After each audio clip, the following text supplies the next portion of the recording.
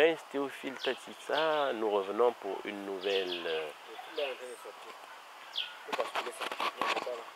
Ok. Ça va, non? Ceci. Ouais. Toi, tu prends jusqu'où? On recommence. Prince Théophile Tatissa, nous revenons pour une nouvelle communication de notre suite École du village. Et je suis Prince Théophile Tatissa, évidemment. Nous allons poursuivre et en parlant cette fois-ci de ce que certains ont appelé l'esclavage, du moins de ce que l'Afrique était. Nous avons parlé de l'Afrique des peuples et de l'Afrique des pays coloniaux ou des États colonies. Et l'Afrique a vécu sous l'ère des empires, sous l'ère des royaumes. Jusqu'à un moment donné, il y a eu la rencontre des civilisations, des peuples qui sont venus avec leur culture. On a connu notamment l'islam qui est arrivé et un certain nombre de peuples ont été contraints, soumis, n'est-ce pas, à adopter ces croyances.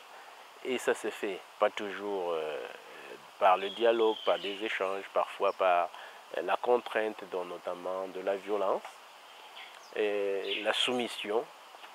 Et c'était en quelque sorte le début des rapports violents, n'est-ce pas, entre les peuples africains, des rapports violents de confrontation entre les croyances africaines et les croyances d'emprunt, parce que cette religion, l'islam, est arrivé bien avant le christianisme. Et donc, il s'agissait d'apporter, ou du moins de révéler, ou du moins de rappeler aux Africains une vision du monde, une vision avec une conception de Dieu, une vision avec une approche propre à un prophète, une approche qui œuvrait, n'est-ce pas, toujours pour le bien-être de l'être humain, mais qui venait en confrontation avec les croyances qui étaient déjà établies. Donc il y a eu de la peine, de la difficulté à ce que une cohabitation entre ces croyances-là. Et il faut rappeler que pour la plupart, ces religions ont toujours un fondement dans les traditions africaines, mais qui ont été modélisées, mais en perdant un élément, l'élément de polymessianisme tel que nous avons vu. Donc il y a eu des auteurs et des leaders forts, des leaders de pensée assez forts et qui voulaient à tout prix imposer, ou du moins transmettre, mais de façon exclusive, leur conception de la déité de Dieu, leur conception des approches pour vivre dans le bien-être, ou leur conception pour jouir de ce qu'on pourrait appeler une assurance après mort ou assurance après vie. Donc, pour avoir un comportement qui, selon ces prophètes, était mieux admis, ou plus admis, ou recommandé, ou prescrit par Dieu, selon qu'il pouvait être appelé dans les nouvelles langues Allah, Deus, Dieu, ou dans les différents noms parlant et des langues arabes, du grec et latine, romaine. Donc, il y a eu ce rapport-là, et on est parti de ce rapport, non seulement de conquête idéologique, vers un autre monde où il fallait se développer parfois en prenant ressources sur les autres, en prenant de force, n'est-ce pas, un certain nombre de personnes qui allaient constituer la main-d'œuvre. C'est à ce niveau que on est passé de ce rapport de force culturelle au rapport de force économique, à la contrainte, n'est-ce pas, vers la servitude et notamment vers la traite. Et ça aussi, ça a été dû aux famines que certains ont connues. Certains peuples de l'Occident qui ont évolué, qui étaient à la recherche des richesses, ont évolué, ont découvert de nouvelles terres qui étaient certes habitées. Et il y a eu des guerres, il y a eu des rapports de force, des populations ont été décimées. On va parler notamment du continent américain qui a été découvert par les Européens à leur tour, puisque le continent était déjà habité, donc il existait. Et ce continent a été visité par des Africains avant même l'arrivée des autres, du continent des glaces, comme on appelle en Afrique, du froid, comme on appelle en Afrique. Et donc, quand ils découvrent ces terres-là, ils veulent le dominer, mais ils ont besoin de la main-d'œuvre. Et c'est pour ça qu'il y a des pays qui ont été mêlés à la colonisation, que ce soit les Portugais, que ce soit les Français, que ce soit les Anglais, les Espagnols, qui ont développé la traite négrière, la traite transatlantique, le commerce triangulaire, comme on dit. Donc, on part de l'Europe, de l'Occident. On va pour la conquête du territoire de l'Amérique, pour la culture, pour l'agriculture, mais on a besoin de main-d'œuvre et la voie facile, ou du moins ne considérant pas les Africains de la race noire comme des êtres au même titre qu'eux, sont venus en Afrique et ont organisé la déportation des valides. Et cette déportation des valides aura constitué, était à la base de la présence, à l'origine de la présence des afro-descendants récents, parce qu'il faut noter que l'Afrique étant le berceau de l'humanité, tous les êtres humains sont des afro-descendants. Il y a des afro-descendants lointains, ceux qui sont partis d'eux-mêmes pour aller peupler les autres territoires. Et donc nous revenons à cette phase récente, à cette période récente où les peuples sont partis de l'Occident pour venir arrêter les valides en Afrique pour aller cultiver les terres en Amérique. Donc et ça crée souvent un problème de compréhension. Certains estimant qu'ils n'ont pas seulement été arrêtés, mais ils laissent le fait qu'ils ont été arrêtés pour croire qu'ils ont plutôt été livrés par leurs ancêtres. Notamment, certains pensent que accusent l'Afrique des royaumes, l'Afrique des empires, accusent notamment leurs représentants que sont les chefs traditionnels et les chefs de communauté, estimant que ce sont ces chefs de communauté qui les ont vendus. Mais la réalité, elle est tout autre parce qu'on est dans une situation de crise, dans une situation de conflit où le prédateur, si on peut l'appeler ainsi, celui qui est à la recherche des esclaves, il arrive, il peut en arrêter directement, qu'il amène, qu'il enchaîne et qu'il amène sur les terres nouvelles des Amériques pour l'agriculture. Il peut, s'il ne peut pas, il va sous-traiter la question, il va chercher des mercenaires, parfois c'est des gens qu'on peut arrêter d'un village pour aller dans un autre pour faire la traque aux humains. Ils traquent les humains qu'ils vont arrêter et parfois, pour contraindre les populations, ils vont arrêter les chefs, les responsables, les chefs de communauté, les chefs leaders, les chefs traditionnels, les chefs de famille qui sont pris en otage. Un peu comme parfois, même dans notre monde moderne, on a besoin d'arrêter quelqu'un, un chef de famille, on peut arrêter sa femme, on peut arrêter un enfant pour amener, n'est-ce pas, la personne recherchée à se présenter. Donc c'est ce qui s'est passé avec cette traite transatlantique sur le sol africain. Il y a eu des parents des communautés des royaumes des chefferies qui ont été soumis, de ces communautés-là, à la contrainte. Des chefs ont été claustrés, arrêtés, bastonnés, fouettés, certains tués même.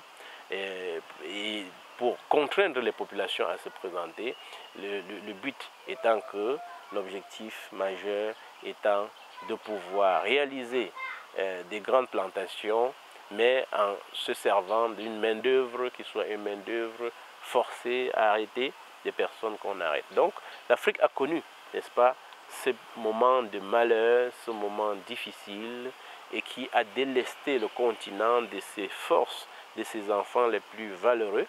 Donc il s'agit avant tout de la déportation des valides.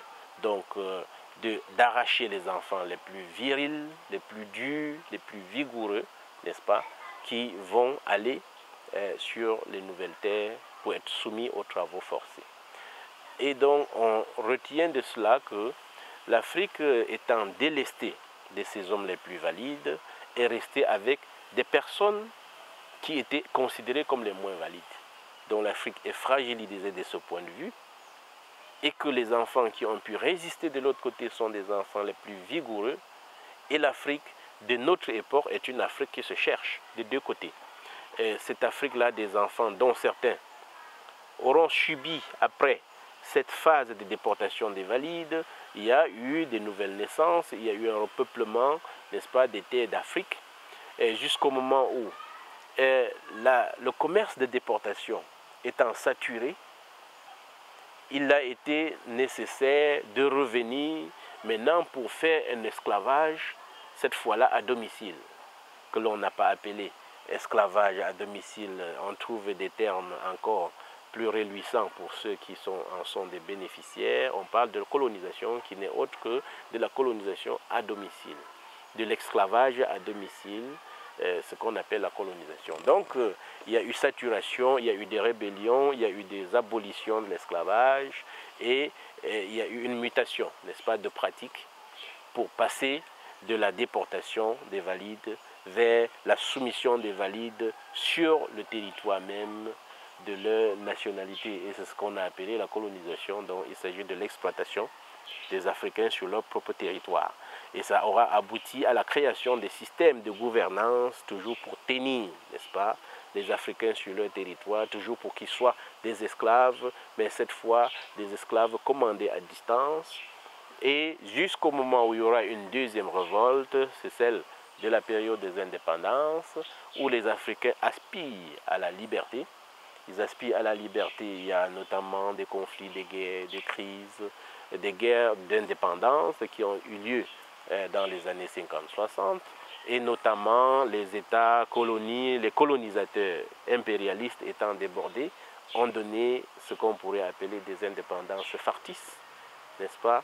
Ils ont installé des systèmes, ils ont installé des hommes et des systèmes politiques avec des personnes qui pouvaient leur être attentives, leur être des personnes qui pouvaient leur être soumises, qui ont été installées à la tête des États africains, dont notamment ceux qui ont bagarré, lutté pour ces indépendances, évidemment, auront été écartés pour que soient maintenus à la tête des États, et notamment avec des conventions trompe-œil, des conventions économiques, des conventions de sécurité qui ont été conçues pour que, n'est-ce pas, la colonisation soit sûre de garder la main et de contrôler les États africains. Donc, à un moment donné, il y aura aussi, tout récemment, ce qu'on a appelé les vents de la démocratie, où il fallait toujours créer un autre système, créer parfois même des soulèvements commandés pour proposer un autre système qui, parce que certains devenant déjà indépendants, devenant matures, aspirant à la liberté au plan des États, il fallait installer un autre système. Et donc, on envoie à travers le vent de démocratie, n'est-ce pas, une autre expression, pour imposer, n'est-ce pas, une nouvelle façon de faire. Celle-là qui est appelée la démocratie. La démocratie voulant dire que c'est le peuple qui choisit ses dirigeants. Évidemment, ces peuples seront affamés, contrôlés, délestés des bourses à travers des systèmes de prêts, des systèmes de dons contrôlés pour que les pays ne se développent jamais, pour qu'à tout moment on puisse faire des soulèvements ou organiser des soulèvements pour renverser les hommes au pouvoir quand le besoin s'impose. Et nous allons développer beaucoup plus ces sujets, ces mécanismes de gestion, de recherche des patrimoines, de contrôle des systèmes, de contrôle des aides, de contrôle des avoirs, dans un sujet, n'est-ce pas, qui portera sur les ressources fondamentales de la richesse. Donc on y reviendra. Il était question pour nous d'effleurer la question. La question, celle de la rencontre des civilisations, des chocs de culture, des chocs de culture dans des religions contre les croyances, ce qui a abouti, n'est-ce pas, à l'implantation des religions et par la suite à un système qu'on pourrait appeler de religionisation, donc une colonisation religieuse, colonisation des mentalités, et c'est ça notamment qui aura créé une confusion et fait adopter aux Africains des idées reçues que nous avons évoquées dans nos communications précédentes. Donc, c'est la colonisation, il s'agit d'un système de contrôle des populations, utilisant les messages, utilisant les textes dits sacrés pour imposer, parce qu'il y a ceux, n'est-ce pas, les scolatistes, qui veulent imposer une vision, une façon de voir, et qui sont souvent volontairement ou involontairement au service des concurrents de pouvoir, des impérialistes, n'est-ce pas, qui vont soumettre les peuples et les exploiter, et exploiter leurs ressources de la tête, leurs ressources du sol, leurs ressources des airs, leurs ressources dans tous les sens des éléments cosmologiques que nous avons évoqués, dont notamment les ressources minières du sous-sol, le sol même avec des franchises, on y reviendra, l'exploitation, n'est-ce pas, des voies de l'air, donc comme les ondes, l'exploitation de la communication dont les États ne sont pas, des États colonies ne sont pas toujours souverains en Afrique pour la télécommunication ou autre, ou des ressources d'énergie, énergétiques, comme les sociétés d'électricité qui sont toujours contrôlées, n'est-ce pas, ailleurs, pour que la société reste bien dépendante et au service de l'ordre impérialiste qui agit à travers, par télécolonisation de nos jours, après, n'est-ce pas, l'esclavage à domicile que l'on a appelé la colonisation. Et aujourd'hui, le modèle se perpétue à travers ce que nous pouvons bien appeler la transcolonisation, c'est-à-dire que la transmission du sentiment colonial, la transmission donc du sentiment de l'esclavage à domicile et avec tous ces dérivés, avec les dérivés comme l'immigration, donc l'immigration choisie ou l'immigration chérie, qui est aussi une forme de vol, n'est-ce pas, de matière grise, n'est-ce pas, de déportation des valides intellectuels à travers un système de bourse, etc. On y reviendra, n'est-ce pas, c'est un peu... on est toujours, nous vivons toujours le choc, n'est-ce pas, les crises et les conflits d'intérêts dans la gestion du monde et des confrontations entre l'Afrique des peuples, l'Afrique des croyances, qui sont opposés à l'Afrique des pays coloniaux, à l'Afrique des rusés, n'est-ce pas, à l'Afrique des transcolonisateurs. Voilà ces sujets qui sont délicats, qui touchent à un certain nombre d'aspects, des éléments que nous vivons, pas toujours sur le plan très populaire ou visible, mais qu'au village, on voit, on comprend, n'est-ce pas? Et c'est pour ça qu'on verra si dans ces conditions-là, les autorités traditionnelles sont appelées à entrer aussi en action politiquement ou pas. Ce sera notre prochain sujet. Alors donc, si vous avez aimé cette question, je sais bien que beaucoup sont très intéressés par des questions qui touchent à la culture, aux croyances, à l'idéologie et parfois peuvent se dire qu'on s'éloigne de ce à quoi ils s'attendaient en évoquant ces questions. Mais ces questions-là, de colonisation, de transcolonisation, d'esclavage à domicile ou autre, meublent et conditionnent notre vie et les croyances que nous avons dans nos villages aujourd'hui et dont on se doit d'en parler. On se doit d'en parler sans complexe pour dire qu'au village, on voit, on comprend les géostratégies, etc. Donc, on va poursuivre dans cette suite, n'est-ce pas, pour parler d'autres questions, toujours d'actualité à la fois, mais qui s'enracinent dans nos traditions, qui s'enracinent dans notre histoire et des conflits que nous aurons rencontrés au fil de l'histoire depuis l'époque où on vivait sous le règne des empereurs dans l'Afrique des peuples jusqu'à notre moment, à ce moment où nous sommes dans les pays coloniaux d'Afrique, dans l'Afrique des États télécolonisés. Voilà. Si vous aimez, vous pouvez cliquer pour aimer cette vidéo, partager. Et nous revenons avec un autre sujet de la même suite.